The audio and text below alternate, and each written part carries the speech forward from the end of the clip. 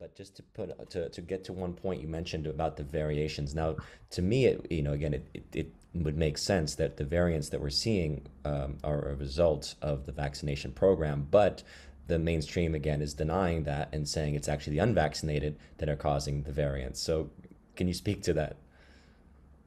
If we were to go back a year ago, everybody was unvaccinated. So we'd all agree on that. And a year ago, we would have a dozen different strains with no dominant strain. So everyone would agree in the unvaccinated condition, we have many different strains, and there's no particular dominant one. And there's a collaboration between Boston and the Mayo Clinic. The company in Boston is called Inference, and it's the Mayo Clinic academic group. And they have a million cases that they're sequenced. So they know exactly what strains people have, and they know the regions where they're vaccinated. And the first authors, Neeson and colleagues, they have concluded that once you get to 25% vaccinated, then of the dozen or more strains, one of the strains will come forward because the strain has figured out how to get past the vaccine. And that's exactly what Delta did. What initially triggered Delta was the Sinovac vaccine, the Coronavac vaccine, which is the killed whole virus vaccine. That's what caused Delta to emerge in India. Then it became the emergent and dominant strain in the UK and now in the United States. And I can tell you back in April timeframe, Delta was just a small percentage, and it quickly went to 30%, then 80%. Now our departments of community health in Texas are telling us it's 100%. I mean, why? Because Delta has figured out how to get past the vaccines.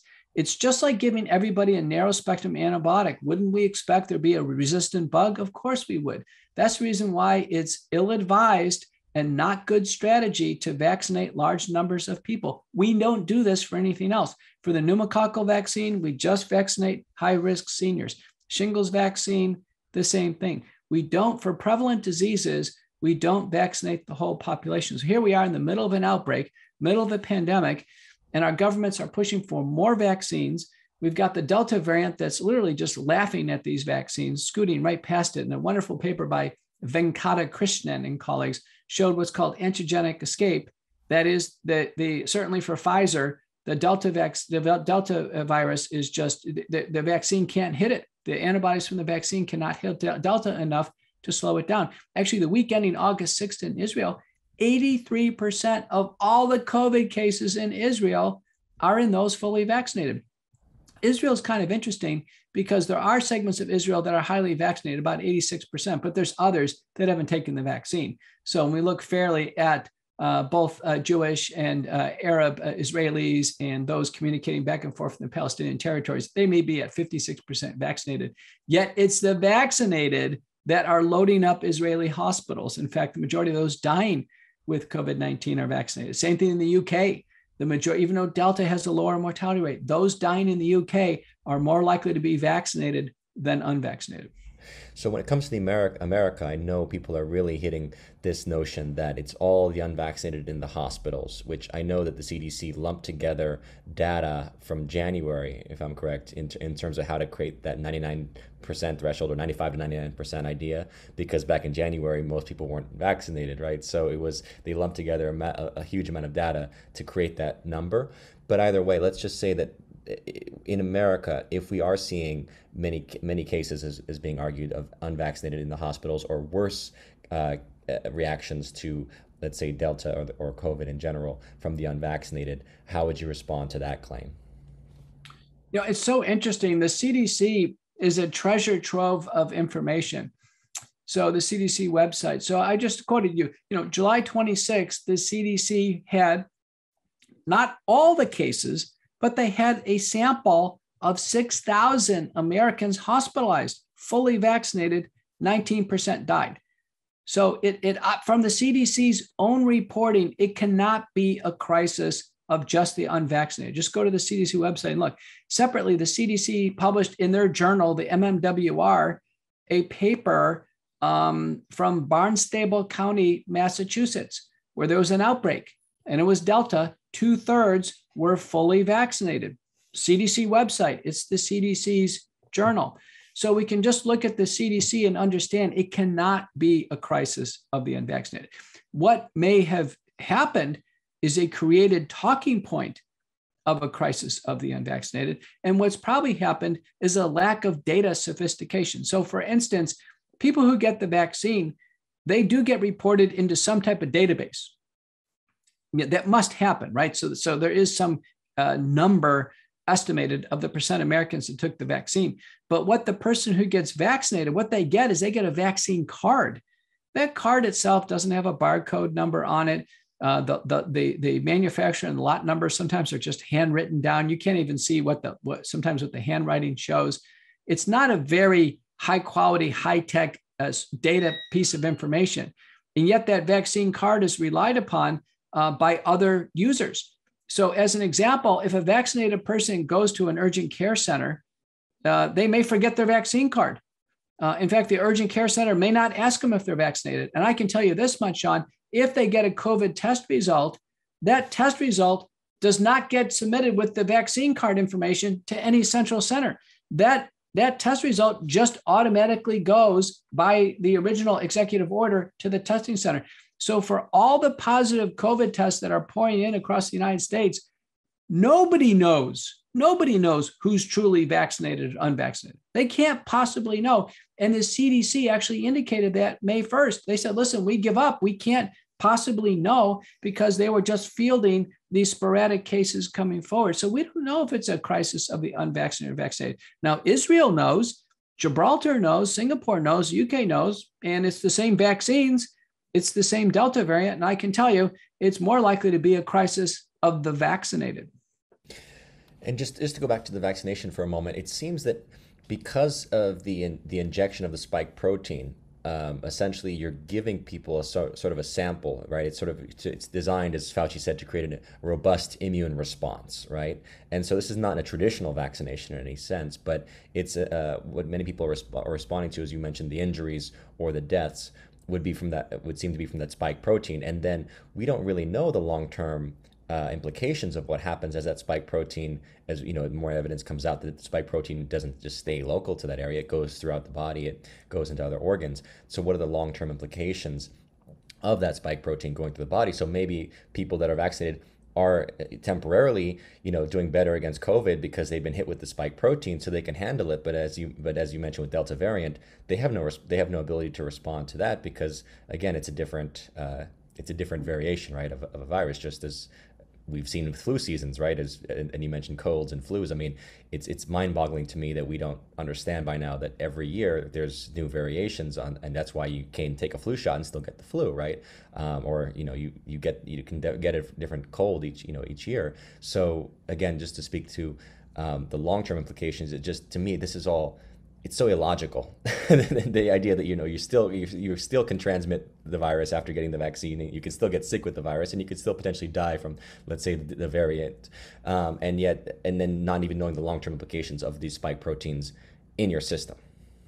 Well, I tell you, you've done a great job. I think almost every American, certainly you, Sean, you've almost done a graduate program in vaccinology and virology. But just looking on the drawing board of what's proposed. So Pfizer, Moderna, and J&J are all packaged in lipid nanoparticles. Lipid nanoparticles. Okay, that's the first point. Now, the lipid nanoparticles, papers coming out of China years ago were telling us the lipid nanoparticles go to many places in the body. The hormone-producing organs, the ovaries, the testes, the adrenal glands, they go up into the brain, okay? So just that alone, we'd say, listen, do we want a vaccine going up into the brain? Do we want a vaccine going into the heart? Just that information alone would make people think, wait a minute, is that a smart idea or not? If you ask me as a doctor, I'm involved in drug development. I have over 650 publications in the peer-reviewed literature. I'm the editor of 2 major journals. I review data every day. I've reviewed a dozen papers this morning.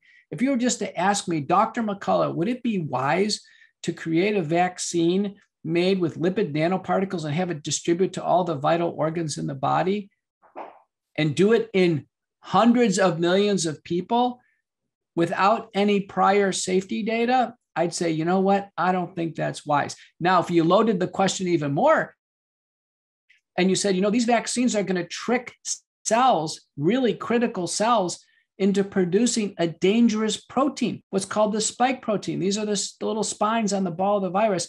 And the spike protein is going to be produced inside these sensitive cells, damage those cells, be expressed on a cell surface, and then have the body's immune system attack its own cells. And then the spike protein is going to break free and then circulate in the body freely for at least a couple of weeks, maybe longer.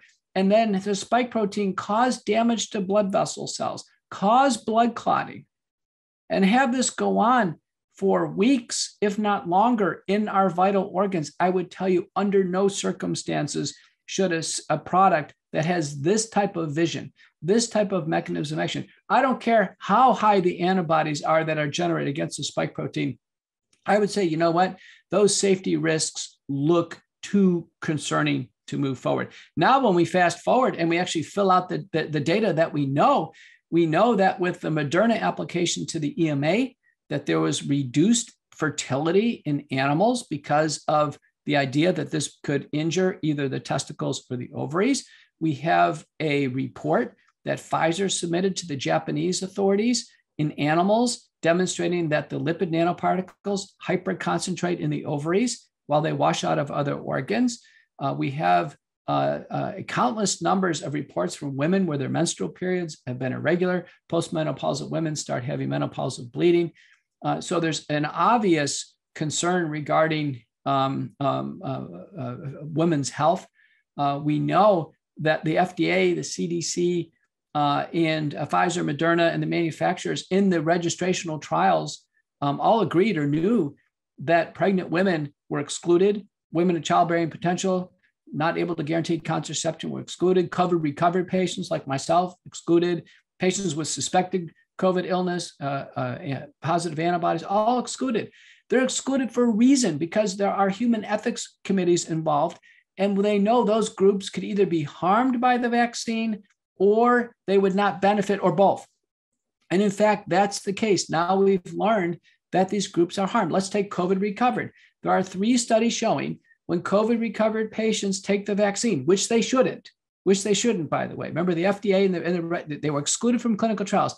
Anybody excluded from clinical trials, that's a signal. Don't take the product. But they went ahead and took the vaccine anyway.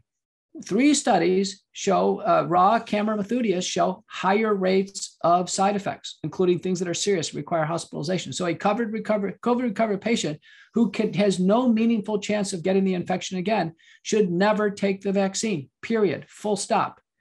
Okay, people say, well, you can boost your immunity. No, it's not worth it. There is no boosting of immunity. The natural immunity is far superior to the vaccine immunity. I told you the vaccines are failing. There are thousands and thousands of patients being hospitalized and dying who've taken the vaccine. There's been 0 patients who are COVID recovered in that situation. Paper by Shrestha and colleagues, Cleveland Clinic, fully vaccinated patients, fully vaccinated workers, and then those who are COVID recovered who didn't take the vaccine. They go out into the workplace. Who gets COVID-19? The vaccinated workers. Who doesn't get COVID-19? None.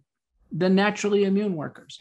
So the data are clear that naturally immune are the backstop, and all the employers out there trying to set policy. If you're worried about having safe employees behind the counter, prioritize your COVID recovered individuals. They don't need the vaccine and they're not going to get sick. Same thing in the military. They should be prioritized under understanding, or at least created in a log of who's COVID recovered. Do you know that our CDC in the vaccine event reporting system, do you know there's no checkbox for someone who's COVID recovered? Our CDC doesn't even know. Mm. And there can be an antibodies test though, right? I mean, you could test for antibodies to know if you had the antibodies against COVID, right? Well, the antibodies always fall. The antibodies, in the naturally immune, are directed against the spike protein, the nucleocapsid, other components, probably hundreds, if not thousands of antibodies. With the vaccine immunity, it's just against the limited spike protein. So the vaccine immunity is very narrow. And even though the vaccine immunity has very high levels of antibodies, they drop off quickly, as shown by that paper I quoted, Israel and colleagues.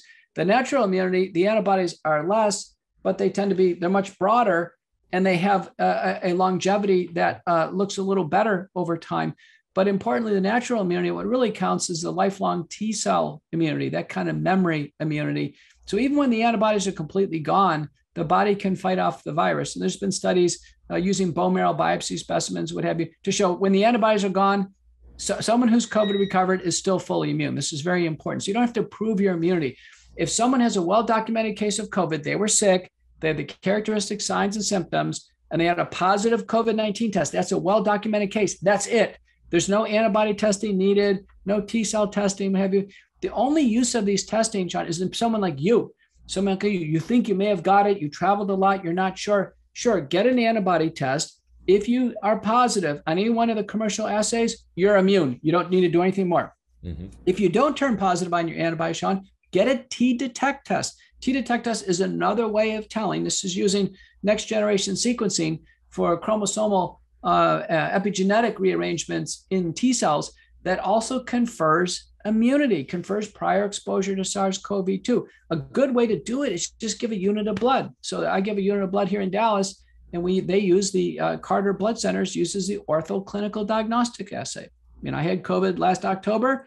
I gave a unit of blood this spring. I'm positive. I'm good. But even if I was negative, it doesn't matter. I'm still fully immune because I had a well-documented case. Absolutely.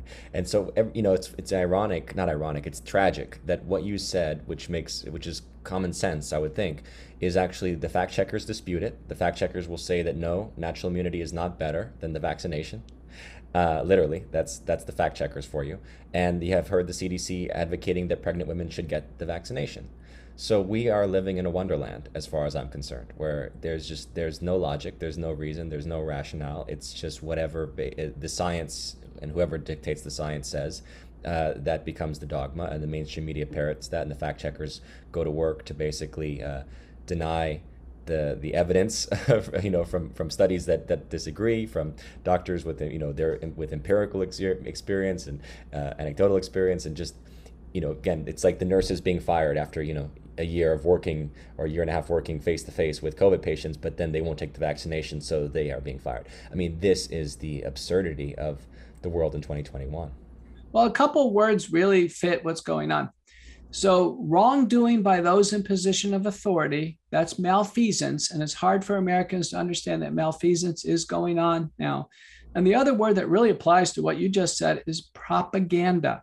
That's false information promoted for a cause by those in position of authority. So our director of the National Institutes for Allergy and Immunology and our Surgeon General have come on TV, and they've told Americans falsely, with no supportive data, that the vaccine immunity is better than the natural immunity. Now, this is while vaccinated people are pouring into hospitals in Israel and United Kingdom elsewhere. We have vaccinated individuals being hospitalized in America, okay? And we're having zero COVID recovered patients pour into hospitals. We're having zero COVID recovered patients get sick. We've had seniors, we've had COVID-19 sweep through the nursing homes. It's not sweeping through the nursing home again. When we get a manuscript of people hospitalized with COVID-19, it never says that we have people are on their third or fourth admission for COVID-19. It's always the first and only admission for COVID-19. So what we're having is it's propaganda. It's basically false information promoted by those in position of authority, probably for a reason. And the reason is probably to promote the vaccine. So the question is, why are our government officials using propaganda to promote a vaccine, which looks like it's not sufficiently effective, and it looks like it's not safe? Why are they doing that? And that's what Americans need to ask. Americans need to ask. That's not for you and me to ask that question, but a public needs to demand an answer for this, and certainly ask that it stop. We should never have a government official go on and give another scientifically incorrect statement to Americans. That's actually wrong. And those individuals in those positions and historians are going to call them on it. Medical leaders will call them on it. I certainly will. I'm going to be in it for the long haul. Yeah. I'm going to call them on it because these types of statements that fly in the face of every bit of scientific principle and evidence that we have are harmful to individuals. Those statements are actually promoting COVID recovery patients to get the vaccine and be harmed by it. And okay, that's wrong. Not just that's wrong. The actual, to actually promote harm in individuals is wrong. That you might as well take a gun and start shooting people. That's wrong. Well, and that's wrongdoing that needs to be sharply called out. It's more than just the statements. It's actual apartheid systems in the places I mentioned, San Francisco, LA, New York, where even if you're vaccine recovered, even if you're COVID recovered, If you want to go to an entertainment venue, you want to go inside to eat dinner, potentially in the future you want to travel, you're going to have a vaccine. I mean, that literally, as you said, is a very dangerous agenda. And I think everyone has to ask themselves, why is this agenda being created? Let's take that up. The CDC for months has had demand letters in demanding them to recognize natural immunity by the full breadth of the data that I've quoted. We have an executive order in Texas here by Governor Abbott early in April recognizing natural immunity in the executive order for state institutions. Very important. We have the city state of Monaco officially recognizing natural immunity. Well, listen, Texas, Monaco, there should be the rest of the world recognizing natural immunity. The CDC should recognize natural immunity. Large numbers of individuals who are naturally immune should not receive the vaccine. The vaccine at this point in time either should be completely shut down or be available made for an optional basis for just those who are particularly fearful or unique situations receive the vaccine.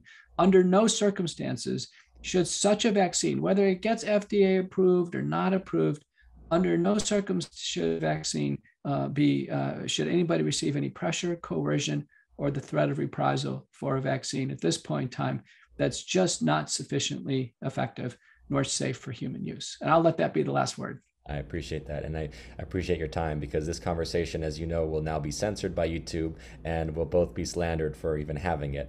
But I think that anyone with some level of clarity of thought can appreciate everything that has been said today. So thank you so much. Thank you.